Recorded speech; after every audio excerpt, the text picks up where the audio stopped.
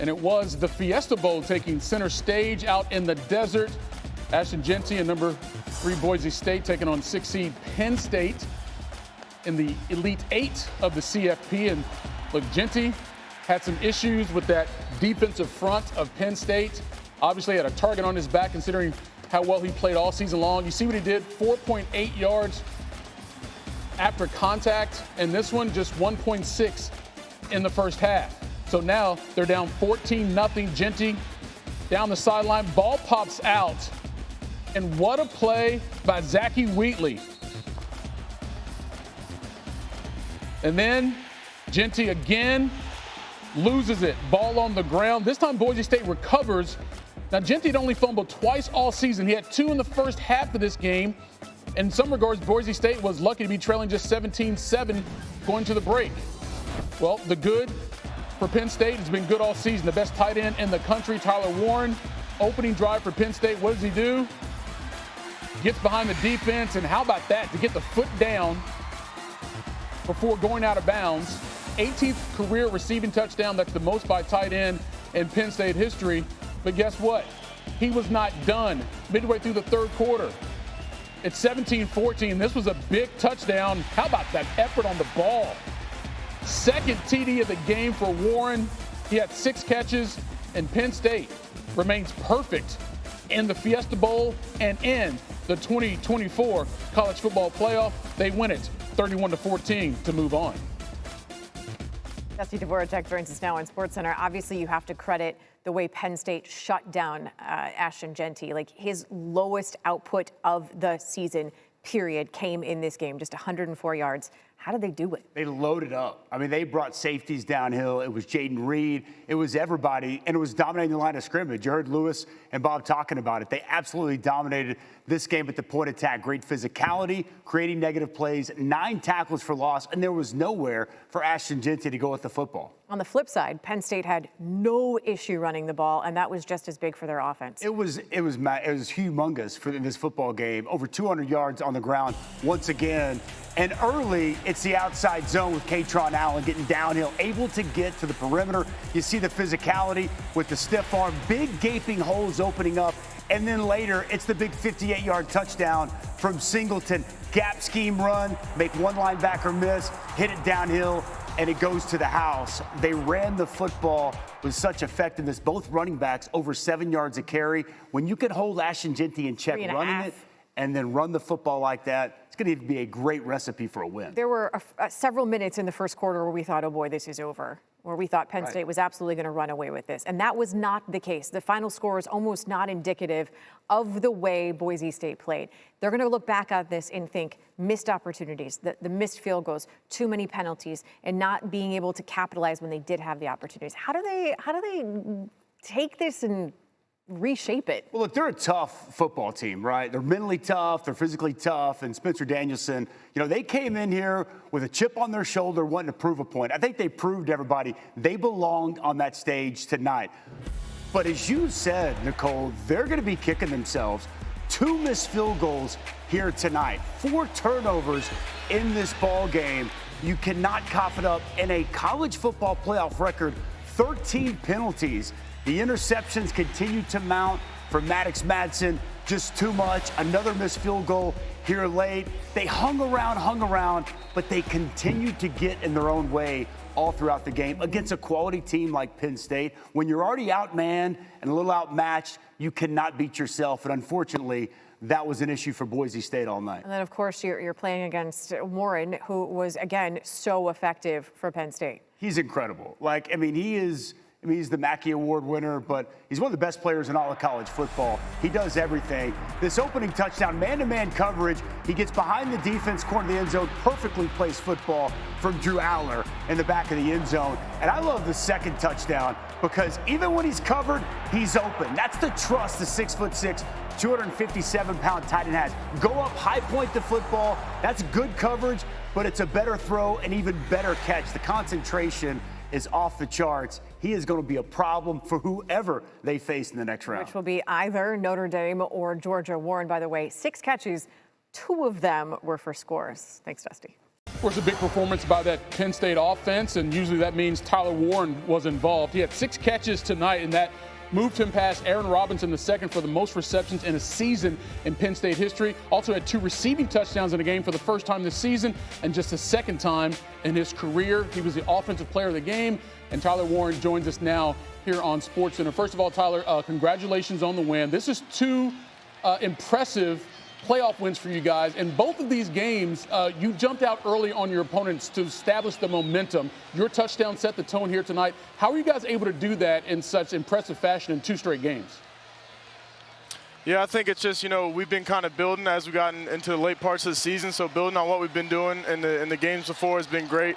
And then we're really just trusting each other, doing what we do best. And O-line blocking for Drew giving me a chance with the ball. And then I've really just Nick's run at the end of the game is kind of what sealed it for me. It was just awesome to hear, or awesome to see. So that was awesome. You put up 31, and we talked about your exploits in this game.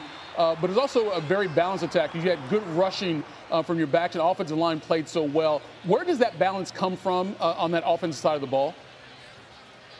I think it starts with our run game. When we can get that going, it's going to open up everything. And I think our O-line and tight ends and running backs have been doing a really great job of establishing run games in our past few games. So a bit on that would be huge, but then we can do that, and it opens up everything else for our offense. The way the Big Ten has played out the last couple of years, it feels like the last 4 or 5 games for every team that's good feels like a playoff game to try to get into the Big Ten championship, of course, trying to get into the college football playoff. But now you've played 2 games in the first bracket that's ever had 12 teams in it, Tyler. Have you learned anything in these first 2 games that maybe you didn't realize what this tournament was going to feel like? No, not really. We played 2 great teams. It's been, with great players on. I got a lot of respect for Boise State. They had some really great players on defense. So it's been what we expected. Great teams playing each other, and it was awesome to come out here with a win today. All right, last question. We're going to get you out of here. I know some other people want to talk to you, but you also got some celebration to do. It is New Year's Eve, so Happy New Year. How do you plan to celebrate, and how much football will you watch tomorrow? I will be celebrating with my teammates tonight, and then I'll figure out the football tomorrow when we get there. Fair enough. Take it 1 hour at a time, Tyler. Again, appreciate the time. Congratulations, and best of luck down there in Miami. First of all glory to God, for bringing us this far, for helping us restore the order this year. We couldn't do it without him. Keeping God first is what's got us here. But this season's been a blessing. God's favor has been upon me and on my teammates all year, and I'm just thankful. Obviously, we didn't come away with the result that we did, but not just me, but a lot of guys on this team did special things all year. Front row here, left. Well, for Coach and for Ashton, what did Penn State do to maybe bottle you up better than other teams have been able to do this season? Yeah, they're, just movement. That's one thing we struggle with is movement. They have a great D-line, front 7. It wasn't really that they did anything extraordinary. They executed, they tackled. We didn't play our best. I didn't take care of the ball, so that's why we weren't able to get the job done. Coach, do you have any comments to the same question? Yeah, I think, we knew going in, one of the strengths of their team was stopping the run. They're one of the top 10 rushing defense in the country. We've played against good rushing defense. We know we'd get their best stuff, and we did. And we didn't win our one-on-ones consistently enough to be as explosive as we need in the run game. And football always comes down to execution. And we just didn't execute as much as we needed to establish the run game as much as we have to in a game like this. But it's something that we got to look back and learn and grow from. Obviously, hats off to Penn State. They had a great plan going into it. We knew they would. We've seen really good defenses throughout the year, and they did a really good job. Over here on the left. They are disappointed now, but obviously you have to celebrate the year that Boise State has had. They finished with their most wins in a season since 2019, and obviously they also made their first college football playoff appearance. They were led by Ashton Jeanty, who finished his season 2,601 rushing yards, the second most in a season in FBS history behind only Barry Sanders back in 1988. Penn State, they did everything they needed to do in this one by shutting down Ashton Jeanty. What is your biggest takeaway with how Penn State's defense performed? Yeah, I think that. Isn't it, Lewis? You said all week this was going to be a line of scrimmage game. And Maddox Madsen and their offense did the best they could to throw them back in the game and try to use the pass attack to keep the game competitive. Yeah.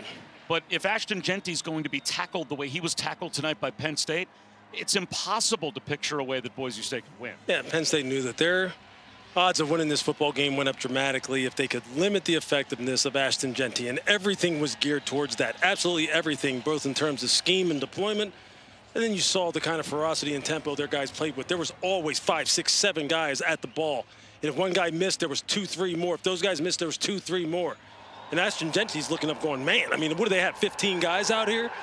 They wanted to put the ball in the hands of Maddox Madsen, make him have to win the game. And he tried. But as you see the limitations, right, in terms of the decision-making, maybe some of the play calling when they got down inside the red zone, he's just not really equipped to deal with this kind of defense for over the course of 3.5, 4 hours. It's just wasn't going to work out for him. Ashton needed to make his mark. He just never was able to get going.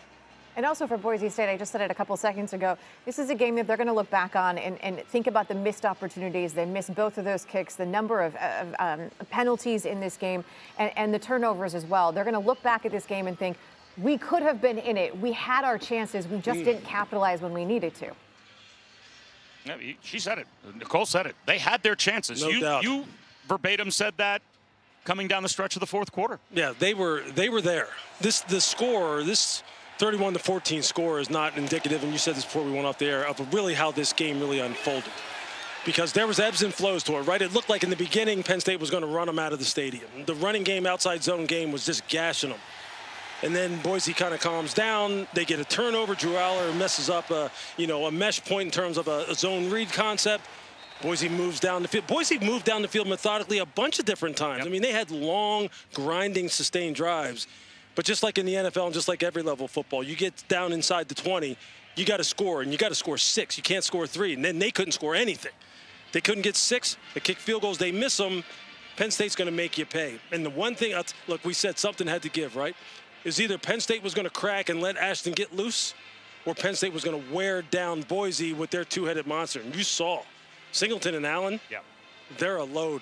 And it just played out the way that they wanted it to. It was absolutely relentless. There was a feel to this game early on, too, where I think I looked across the room and I said, it feels like there would almost be a fight in this game. That was, you said ferocity. It was just constant from both sides of the ball.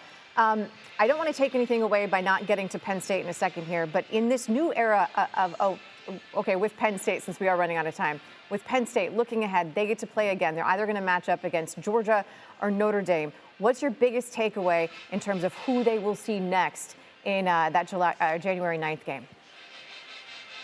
Well, they're going to see a team that kind of likes to play the way they do.